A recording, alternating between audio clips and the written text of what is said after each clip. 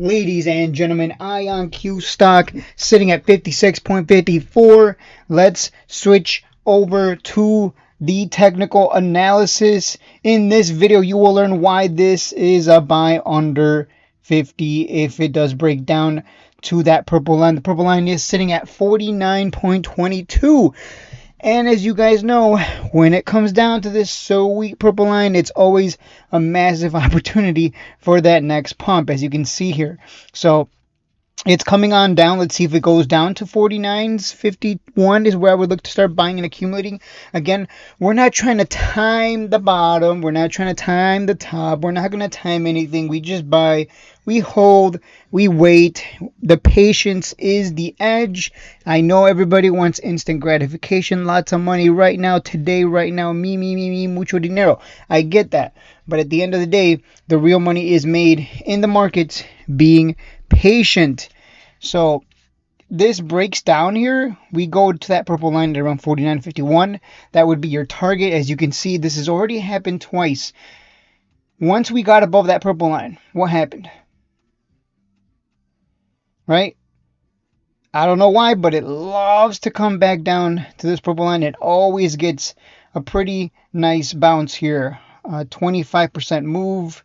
And here it made a 53% move, so that's pretty great, right? Think about that for a second. Like think about what I'm saying. You buy at the purple line, and there's a 25 to 50% potential return. That's pretty crazy. That's the power of a volatile quantum stock, whether it's QBTS, IONQ, or the many others that are out there, but those are the two that I focus on, QBTS and IONQ.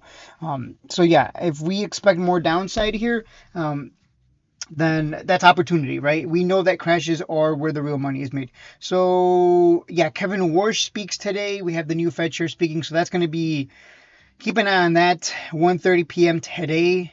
That's what's going to move the markets. For those of you who don't know, the reason we've been going sideways here for quite a while, as you can see, we've been going sideways since June 5th. Think about that for a second.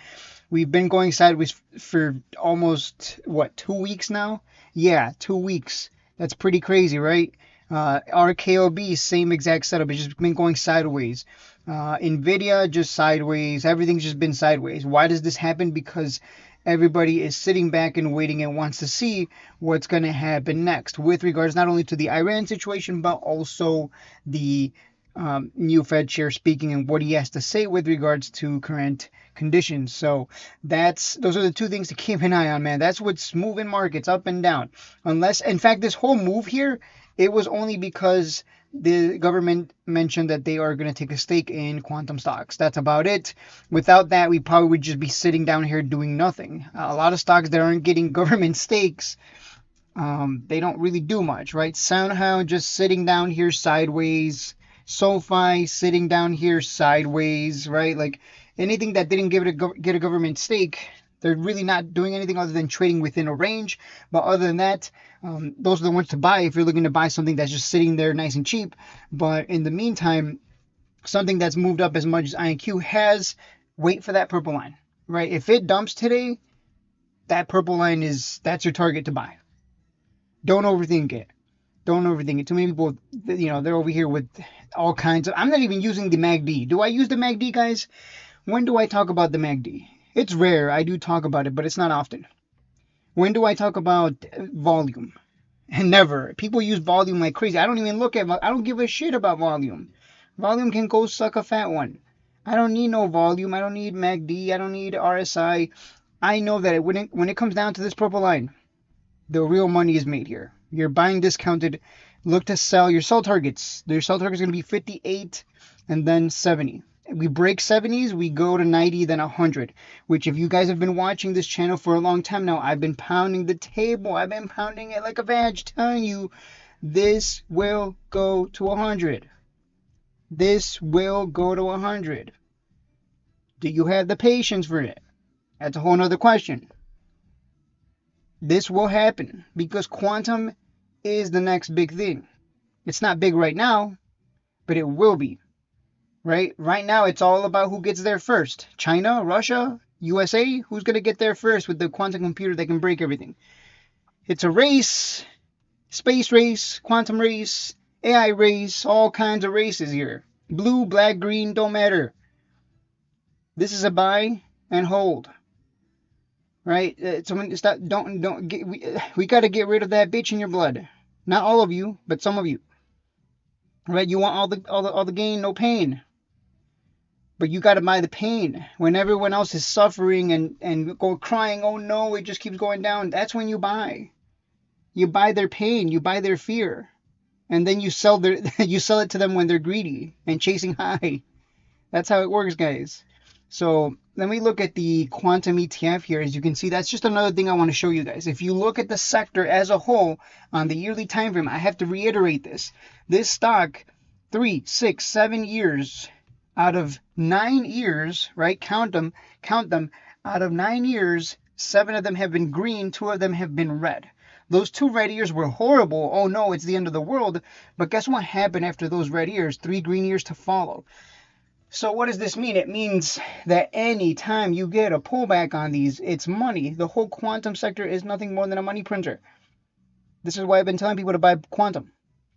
I've been telling people to buy SoundHound, SoFi. There's a lot of good companies out there either sitting cheap and they're going to be worth more in the future. And you got to, you got to be patient. And you got to, you got to lap up those shares when they come down.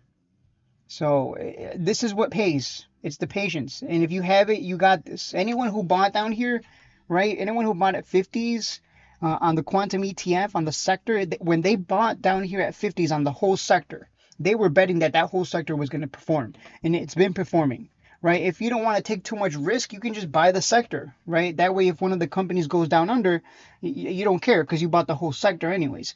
So, this is a great long-term hold, right? If you bought at 18, boy, oh boy, and this thing can go. I think this whole sector is going to go even higher.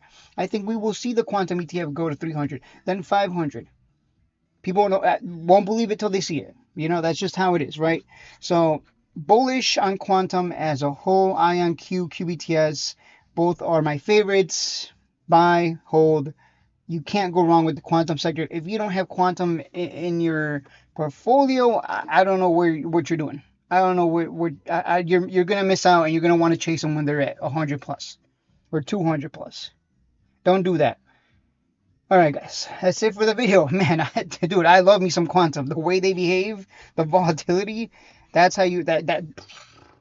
I know a girl who's got like 35K worth of IONQ and she's just holding.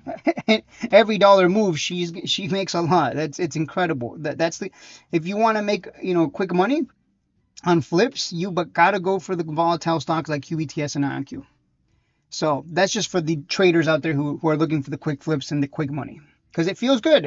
I'll admit it feels great to scalp for a quick $100 and then you go buy some Pokemon, right? All right.